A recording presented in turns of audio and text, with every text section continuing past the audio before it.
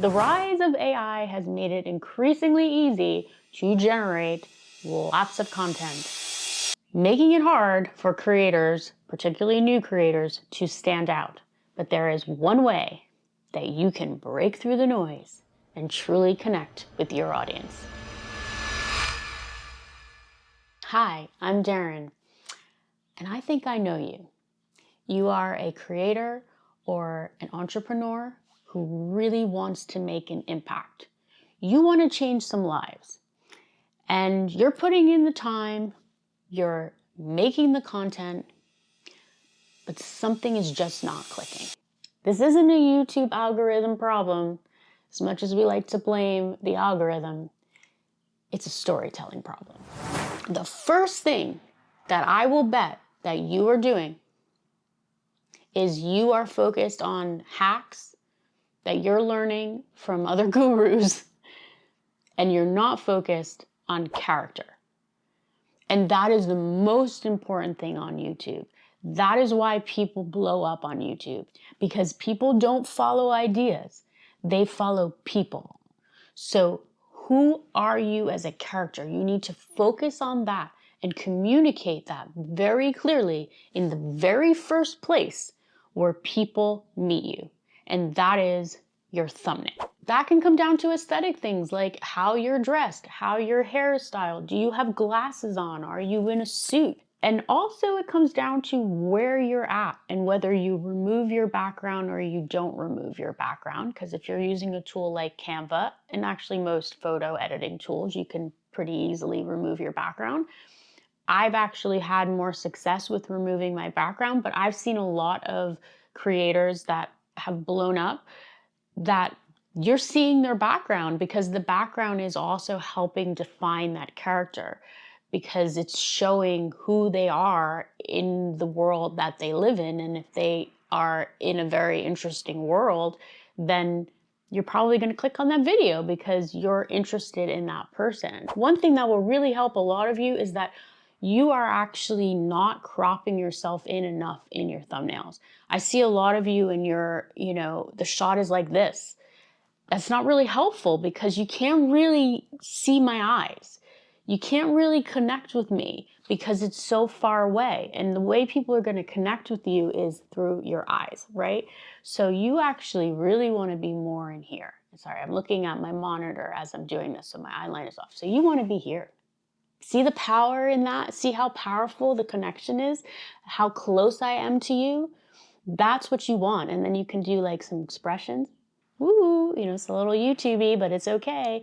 But there's so much more power in my eyes, and you can connect so much stronger with me in my eyes. And you can also see my expressions a lot more. So whether you're over here in the shot, or whether you're in the center of the thumbnail, or whether you're over here in the thumbnail, you want to make sure that you're cropping it in just about here so that you can really show the power and personality in your eyes. And that will really, really help people connect with you and want to click on your video.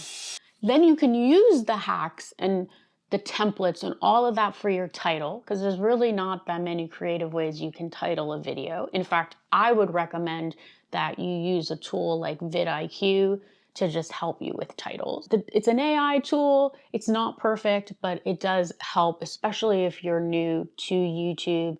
It does help you come up with titles. So you fix that, and now people click on your video. They get your hook, and then they get your intro. And this is where the next issue comes, where people may not have that connection with you. And that is because you may not have a strong enough backstory. Because backstory is incredibly important on YouTube. It is the way that viewers trust you.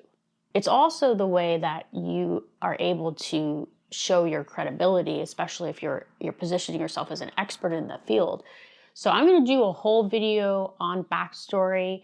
So I'm going to dive into that, at length in that video. But in the meantime, I'm going to distill it down for you right now. What you want to think about is what it would take for your viewer to trust that somebody could help them. What are the qualities that they would need from you in order to trust that you could help them? What are the obstacles? What are their objections to doing that? And I want you to list them out. And then from there, I want you to think about what from your life experiences helps to alleviate that. So with each objection, what from your life experience helps to alleviate that?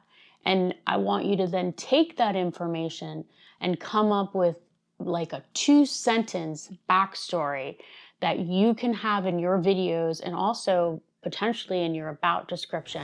The last thing is that maybe your videos feel a little bit scattered. So maybe you're nailing the hook. Maybe you even have a good backstory and you're being really clear in your intro and you're building trust right there. But then when you start getting into the meat of the video, you start rambling and kind of getting all over the place. And then what happens if I'm the viewer is I'm like, okay, I thought this person was going to help me, but I can't follow where they're going with it. And sometimes that happens when you're telling personal stories. This happens with me sometimes, is that sometimes I have difficulty telling a short personal story. So I will, have my 3 points or whatever number of points that I have in the video, but then I'll have a story that I'm telling to make that point, and that story will go on and on and on and on. Now, if I'm a viewer, I'm like, well, wait a second. I clicked on this video because it was going to be 5 things I need to do X. But I don't know why she's talking about this. She's going on and on about this thing. And sometimes because life is complicated, when we tell personal stories, we get into all the weeds and go into all these details that someone doesn't really need to understand the story. So I want you to do 2 things. The first is that I want you to shorten your videos. So if you're doing 20-minute videos, you're now going to do 10-minute videos. Because if people watch 3 minutes of a 10-minute video, that's 30%. If people watch 4 minutes of a 10-minute video, that's 40%.